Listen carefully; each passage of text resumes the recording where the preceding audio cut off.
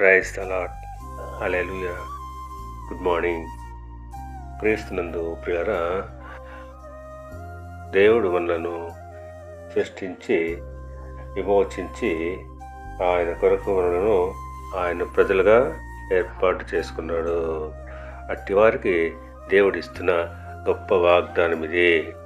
యెషయా గ్రంథము 43వ అధ్యాయము 1వ వచనము, నేను నిన్ను విమోచించి ఉన్నాను, భయపడకుము, పేరు పెట్టి నిన్ను పిలిచి ఉన్నాను, నీవు నా సొత్తు. అవును, దేవుడు ఇశ్రాయేలులకు ఇచ్చిన వాగ్దానము అయినప్పటికీ ఇది మనకు కూడా వర్తిస్తుంది. ఆయన వారిని సృష్టించి విమోచించి వారి రక్షకుడుగాను సంరక్షకుడుగాను ఉంటున్నాడు. ఆయన వారిని తన సొత్తుగా చేసుకున్నాడు.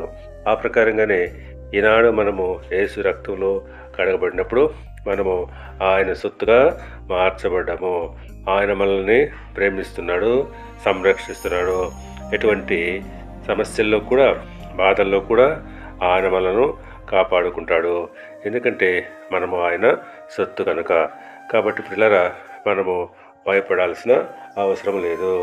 మనము ఆయన సొత్తు. దేవుడు మిమ్మల్ని దీవించి ఆశీర్వదించి వర్ధిల్ల చేయనుగాక. ఆమేన్.